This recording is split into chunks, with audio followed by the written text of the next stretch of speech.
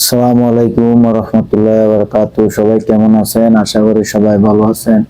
তো আজকে আপনাদের জন্য আরেকটা নতুন ভিডিও নিয়ে চলে আসলাম।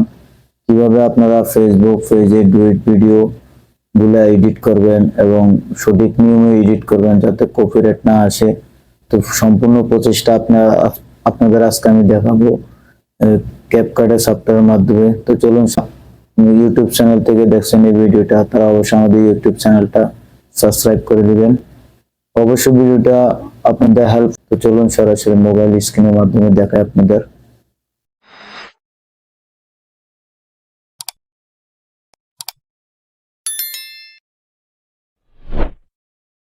তো আমরা সরাসরি চলে যাব মোবাইল স্ক্রিনের মাধ্যমে, আপনাদের দেখাবো কিভাবে ক্যাপকাটের মাধ্যমে আপনি একটা ফেসবুক পেজে ডুয়েট ভিডিও এডিট করবেন। অনেকে অনেক সফটওয়্যার দিয়ে করে থাকে, তো আমি ক্যাপকাট দিয়ে করি সব সময়, আমার তো ক্যাপকাটই ভালো লাগে।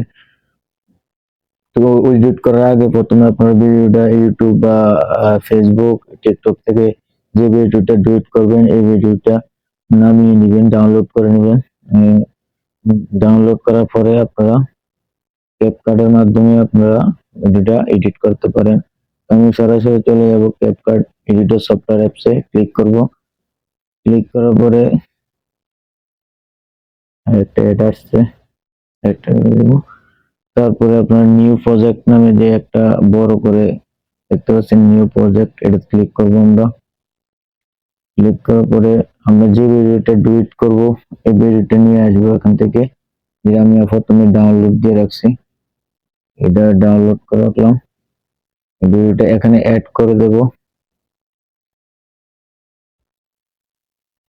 এই অ্যাড অপশনে ক্লিক করব।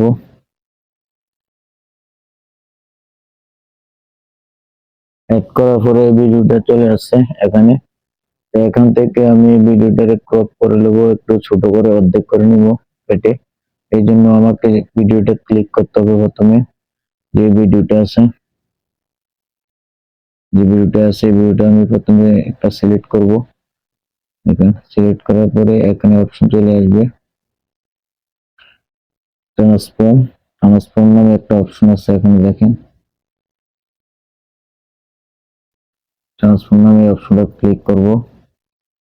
ক্লিক করার পরে এখানে দেখেন রিসাইজ নামে একটা অপশন আছে, নিচের দিকে দেখেন রিসাইজ নামে একটা অপশন আছে, এটা ক্লিক করে দিব। এবং ক্লিক করার পরে আমি উপর থেকে একটু কাটবো, নিচের থেকে একটু কাটবো। উপর থেকে একটু কেটে নিলাম, তারপর নিচের থেকে একটু কেটে নিলাম। বাস এখানে টিক চিহ্নটা ক্লিক করে দিবেন, এই যে টিক চিহ্নটা ক্লিক করে দিলাম। তারপর এটা একটু উপরের দিকে নিয়ে বসিয়ে দিলাম। দেখেন এবার একটু চালু করে দেখি আমরা।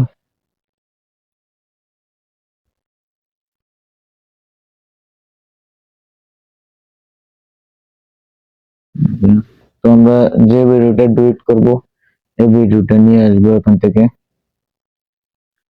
দেখেন অ্যাড ওভারলি নামে একটা অপশন আছে, নিচের দিকে অ্যাড ওভারলি, এটা ক্লিক করব প্রথমে। ক্লিক করার পর আবার অ্যাড ওভারলি আছে, এটা ক্লিক করব। ক্লিক করার পরে যে ভিডিওটা আমরা নিজে রিঅ্যাকশন দেবো ওই ভিডিওটা আমরা নিজে একটা ভিডিও করে রাখবেন মোবাইল দিয়ে। আমি ভিডিওটা নিয়ে আসছি, দেখেন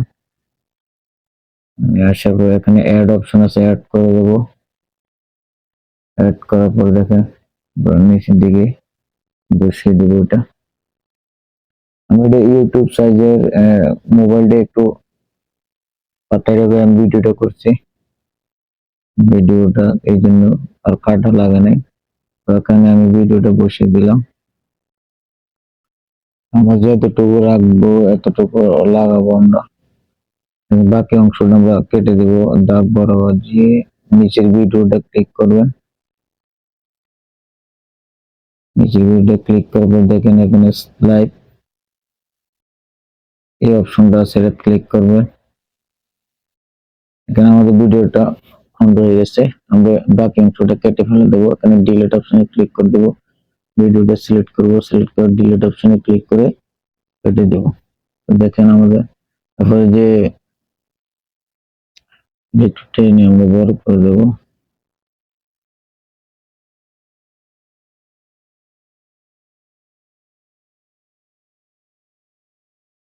বড় নিয়ে আসবো।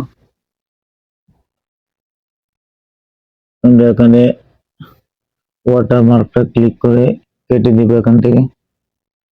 দেখেন এখানে আমাদের যে ভলিউমটা আছে এটা আমি কমিয়ে দেবো, একটু ভলিউমে ক্লিক করবেন, ক্লিক করে কমিয়ে দেবো।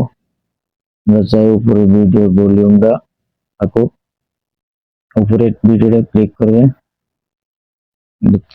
এটা ভিডিওটা সিলেক্ট করবেন, সিলেক্ট করার পরে এখানে ভলিউম নামে একটা অপশন আছে, দেখেন ভলিউম নামে একটা অপশন আছে, ভলিউম নামে একটা অপশন আছে, এটা ক্লিক করবেন, এটা ক্লিক করে ভলিউমটা একটু বাড়িয়ে দেবো।